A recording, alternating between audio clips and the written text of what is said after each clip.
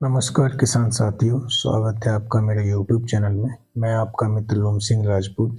किसान साथियों, गेहूं की फसल इस समय पे लोगों की अच्छी खासी चल रही है और इससे संबंधित मैंने समय-समय पर आपके लिए वीडियो भी डाली है। गेहूं की बुवाई के समय से लेकर और अब तक मैं लगातार वीडियो बनाकर डाल रहा हूं। अभी मैंने रिसेंटली एक वीडियो और डाली थी जिस पर मैंने आपके लिए गेहूं में पीलापन की समस्या के बारे में जानकारी दी थी। किसान साथियों, मेरी उस वीडियो को देखने के बाद में एक किसान भाई का कमेंट आया था कि हमारी गेहूं की फसल में तना छेदक बहुत लग रहा है, उसके लिए क्या उपाय किया जाए। तो किसान साथियों, मैं आज की जो वीडियो बना रहा हूं ये मुख्यतः आपकी तना छेदक या जितने भी प्रकार के कीट होते हैं, कीट एवं रोगों से संबंधित वीडियो मैंने ये बनाई है, जिसमें कि आपको गेहूं की फसल में कौन-कौन से कीट लगते हैं और कौन-कौन से रोग लगते हैं, उनकी क्या-क्या रोकथाम, क्या-क्या उनका उपचार हम कर सकते हैं, उनके बारे में मैं इसमें आपको जानकारी दूँगा। तो किसान भाइयों, आप वीडियो में बने रहिए और पूरी वीडियो को देखना, क्योंकि मैं आपके लिए जो जानकारी दूँगा, उसमें आपके लिए जब पूरी वीडियो आप देखेंगे तभी आपको अच्छी से अच्छी जानकारी आपको उपलब्ध हो सकती है। तो मुख्यतः जैसे कि बात जो आई कि गेहूं की फसल में तना छेदक की समस्या बहुत ज़्यादा है। तो गेहूं की फसल में देखो 3-4 प्रकार के कीट लगते हैं जो मुख्यतः फसल के लिए हानि पहुंचाते हैं। तना छेदक का बहुत ज़्यादा प्रकोप नहीं रहता था, लेकिन अब कहीं ना कहीं तना छेदक छेदक गेहूं की फसल में भी देखने को मिल रहा है। उसका मुख्य कारण ये है कि गेहूं की फसल ज़्यादातर हमारी धान के खेतों में होती है, तो धान की फसल में तना छेदक का प्रकोप ज़्यादा पाया जाता है। और चूंकि धान की फसल में तना छेदक पाया जाता है, तो कहीं ना कहीं उनके जो जो कीट होते हैं, उनके अंडे ज़मीन के अंदर कहीं ना कहीं वो बना देते हैं, जिससे कि जो हमारी फसल है उस फसल में तना छेदक की समस्या आ जाती है। तो तना छेदक की रोकथाम करने के लिए मैं आपको बताऊं कि सिंपली तना छेदक की अगर समस्या बहुत ही ज़्यादा है तो इसके लिए हमें क्या करना होगा। फिप्रोनिल 3% ग्रैनुअल आती है। फिप्रोनिल मार्केट में आपको रीजेंट के नाम से मिल जाती है और रीजेंट के नाम से आपको बायर या और भी कंपनियों की फिप्रोनिल आती है। फिप्रोनिल को हमें क्या करना है कि 4 किलोग्राम प्रति एकड़ की मात्रा के लिए हमको खेत में इसका बुरकाव कर देना है।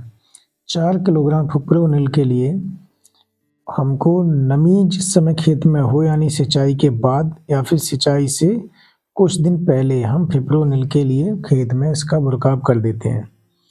ये आपका सिस्टमेटिक इंसेक्टिसाइड होता है। जो भी जड़ वाले कीड़े होते हैं और जड़ के साथ साथ जो भी कीट हमारी फसल के लिए नुकसान पहुंचाते हैं, यानी फसल के तना के लिए भी जो नुकसान पहुंचाते हैं, तो उसके लिए भी फिप्रोनिल कंट्रोल करती है। क्योंकि फिप्रोनिल जो है वो आपका सिस्टमेटिक इंसेक्टिसाइड है और ये तना छेदक कीटों के लिए बहुत ही ज़्यादा उपयोगी रहता है। तना छेदक कीटों का कंट्रोल करने के लिए फिप्रोनिल बहुत ही आवश्यक है।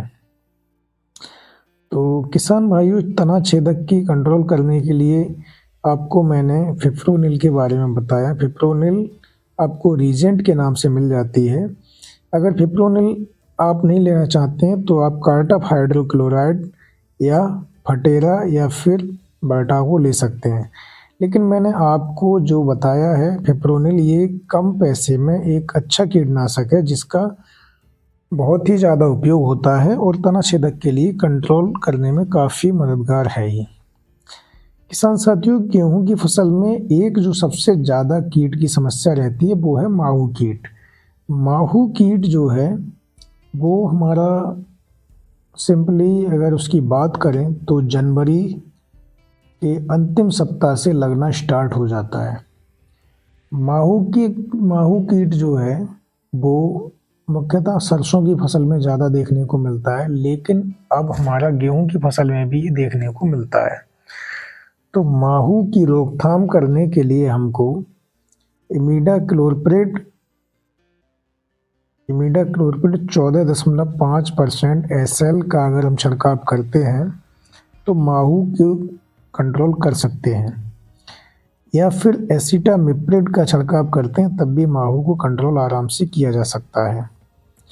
तो किसान भाइयों, माहू की कंट्रोल करने के लिए हमको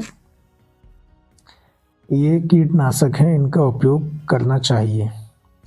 माहू का कंट्रोल करने के लिए इसके साथ साथ अगर हम कोई और भी कीटनाशक लेना चाहें तो ले सकते हैं, जैसे कि हमारा प्रोपेनोफास है, उससे भी काफ़ी हद तक कंट्रोल देखने को मिलता है। लेकिन अगर बात करें तो एसिटामिप्रिड काफ़ी अच्छा इसमें काम करता है। तो एसिटामिप्रिड का छिड़काव करने से माहू की कंट्रोल बहुत अच्छे से हो जाती है। किसान साथियों, ये तना छेदक के बारे में जो मैंने आपको बताया, तो तना छेदक की रोकथाम करने के लिए फिप्रोनिल बहुत ही आवश्यक है। फिप्रोनिल को हम लगा सकते हैं जिससे कि तना छेदक और इससे संबंधित और भी अगर कोई कीट होते हैं, जैसे दीमक भी है या फिर कोई और गिडार भी लग जाती है, तो उसको कंट्रोल करने के लिए भी पर्याप्त रहता है। तो ये आपको तना छेदक के बारे में मैंने आपको बताया। अब बात करते हैं किसान साथियों कुछ रोगों के बारे में। तो गेहूं की फसल में कुछ रोग भी लगते हैं।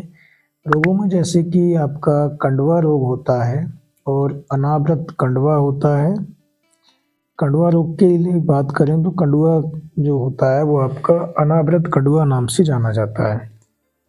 अनावृत कंडवा रोग जो है वो गेहूं की फसल में कहीं ना कहीं, जब हमारी फसल की जो पुराना बीज होता है, तो पुराने बीज में कहीं ना कहीं पिछली फसल से प्रभावित होकर बीज जो आता है, तो उसकी वजह से अनावृत कंडुआ फसल में लगता है।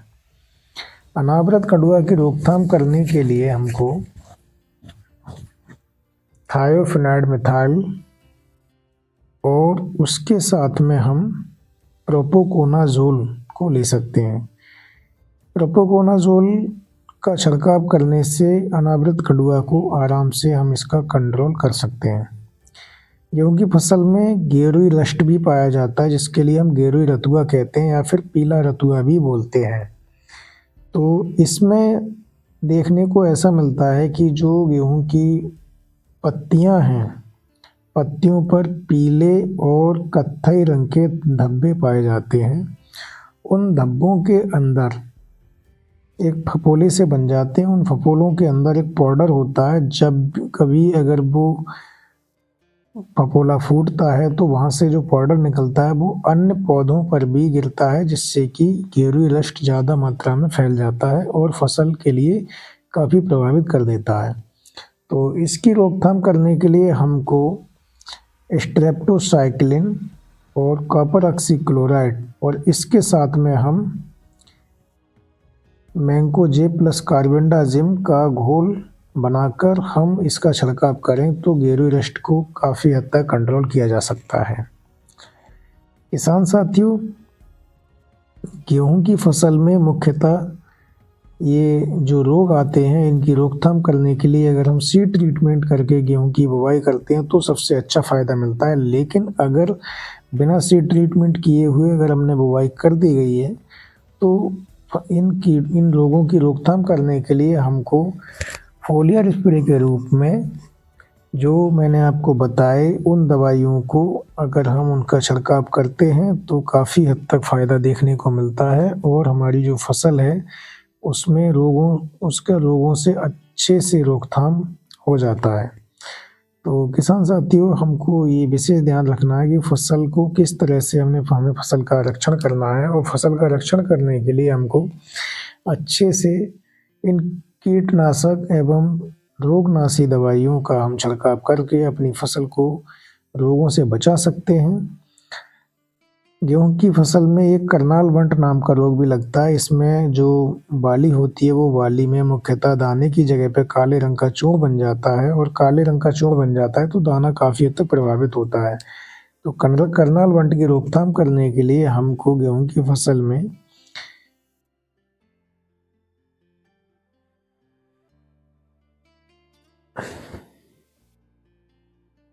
बाली की अवस्था में प्रोपोकोनाजोल 10% ईसी को 1 ml प्रति लीटर की मात्रा में घोल बनाकर उसका छिड़काव करने से काफ़ी हद तक इसका फ़ायदा मिलता है। प्रोपोकोनाजोल की बात करें तो ये हमारा मुख्यतः करनाल वंट और कंडवा दोनों में काम आता है और आराम से हम अपनी फसल की रक्षा इससे कर सकते हैं। तो किसान साथियों, आशा करता हूँ कि जानकारी आपको अच्छी लगी होगी। और मैंने आपको जो वीडियो बनाई थी, ये मुख्यतः एक किसान के कहने पर आज इस वीडियो को मैंने बनाया है, क्योंकि उनका कमेंट आया था तना छेदक के बारे में। तो मैंने ये सोचा कि तना छेदक के साथ साथ मैं आपके लिए रोगों से संबंधित भी कुछ जानकारियाँ दूँ, जिससे कि आप लोगों की फसलों के रोगों की भी आप रोकथाम आराम से कर सकें। नमस्कार किसान साथियों, धन्यवाद आपने जो वीडियो को देखा उसके लिए मैं आपका धन्यवाद करता हूँ। जय हिंद, वंदे मातरम।